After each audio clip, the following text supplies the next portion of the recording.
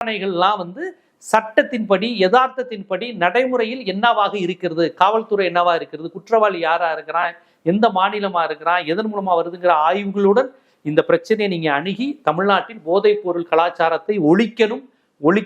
அதுக்கு தகுந்த மாதிரியான நடைமுறைக்கு சாத்தியமான சட்டங்களை போடணுமே ஒழிய cinema பாணியிலையும் Yogi Adityanath BJP encounter style பாணியிலையும் போடுவது ஜனநாயகத்திற்கு அழகல்ல அப்படிங்கிற என் கருத்தை தெரிவிச்சுக்கிறேன். அது மட்டும் இல்லாம இப்ப விஜய் வந்ததுல இருந்தே, இவர் முதலமைச்சர் ஆனதுல இருந்தே செமையா செஞ்சுக்கிட்டு இருக்காரு. பெண்களுக்கு செஞ்சுட்டாரு, மதுக்கடையில மூடிட்டாரு, போதைப் பொருள் ஒளிஞ்சிருச்சுங்கிற மாதிரி காண்பிக்க விரும்புறாங்க.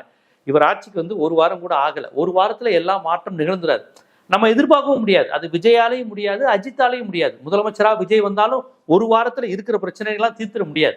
யதார்த்தம் ஒண்ணு இருக்கு. எந்த கட்சி எந்த முதலமைச்சராலும் முடியாது. நடிகர் அஜித் வந்தாலும் முடியாது. Ultimate star Ajith. ஏன்னா இப்ப விஜய் ஆட்சி நடக்கிறதுனால அஜித்தை பத்தி நம்ம பேசியே ஆகணும்.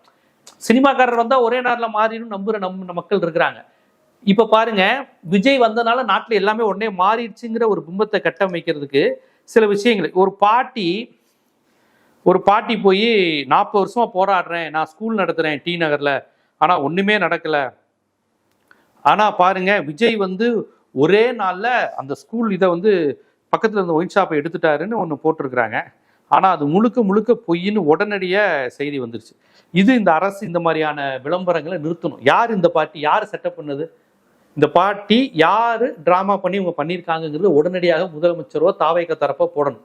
எதுக்கு இப்படி ஒரு வீடியோ போடுறாங்க? இது பரவலாகிட்டு இருக்கு. ஒரு பார்ட்டி போய் 40 வருஷமா டாஸ்மார்க்கு எதிராக போராடுறேன், ஆனா பாருங்க டாஸ்மார்க் மூடல, விஜய் அடுத்த நாளே மூடிட்டாங்கன்னு மெனக்கெட்டு இப்படி ஒரு வீடியோ காலங்காத்தால பண்ணியிருக்கிறாங்க.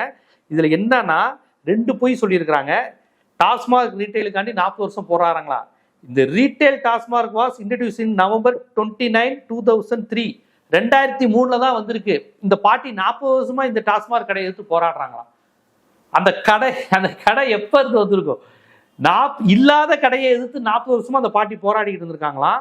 அப்புறம் இன்னொன்னு சொல்றாங்க, அந்த கடை மூடிடுச்சுன்னு சொல்றது உண்மை இல்லை. அந்த கடை மூடி இருக்கிறப்ப போய் இவங்க பார்த்துருக்காங்க.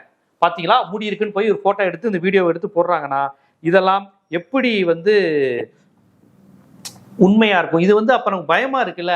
அப்ப இந்த கவர்மெண்டில் நீங்கள் செய்யாமலே செஞ்சுட்டதா விளம்பரம் பண்ணி ரீல்ஸ் போட்டு சமூக வலைதளங்களை பரப்பியே முடிச்சிருவீங்களோங்கிற பயம் இருக்கு. இப்படி இருக்கக்கூடாது. நீங்க மதுக்கடைகளை உடனே மூடணும் ஒரு கவர்மெண்ட்டுங்கிறது நான்லாம் எதிர்பார்க்க மாட்டேன். அது பல பேர் சொல்லுவாங்க, நான் அப்படி சொல்ல மாட்டேன். அது முதலமைச்சர் விஜயாலும் முடியாது, முதலமைச்சர் ஸ்டாலினாலும் முடியாது, முதலமைச்சர் எடப்பாடியும் முடியாது, முதலமைச்சர் உங்களுக்கு கலைஞர் எம்ஜிஆர் யாருமே மதுக்கடைகளை இல்லாத ஒரு அரசை நடத்தினதே கிடையாது.